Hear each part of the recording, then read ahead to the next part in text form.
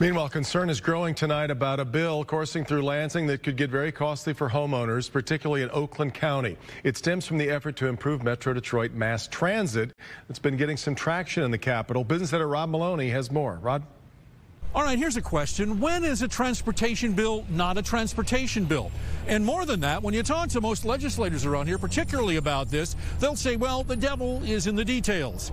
And that's what you get with House Bill 5229. To much fanfare last November, Wayne Washtenaw and Oakland County leaders teamed up, declaring, "We need transit." They asked the legislature to help them bring Detroit into the national mass transit fold by making it easier for regions to tax themselves to pay for it. This is not a regional transit bill. Monroe Representative Jason Shepard sponsored this adjustment to the existing Municipal Partnership Act. But we're all about trying to have locals fix some of their issues and give them the tools in the toolbox to do it. Detroit State Senator Adam Hollier says it's simple. We live in a region, and we don't live in one isolated community. We've got to work together. Yet it's that age-old Oakland County battle. This is a crash and burn disaster of a bill. White Lake State Senator Jim Runestad's leading the charge. Oakland County voters and property taxpayers are not going to get a return on the investment.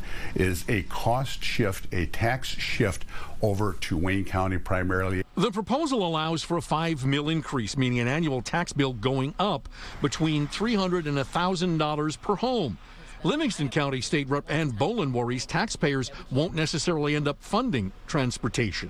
While it's presented as being very flexible definition, I think we really need to pause and put some guardrails on that, because that means anything.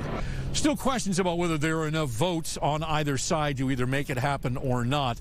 But in the interim, they want to remind everybody that even if 5229 were to pass, local voters would still have to approve any kind of millage increase. In Lansing, Rod Maloney, Local 4. Yeah, this Municipal Partnership Act passed back in 2011. This bill would expand it to allow for mass transit to be included. Of course, in 2016, Oakland County voters turned down a much smaller 1.2 mil property tax increase for the same purpose.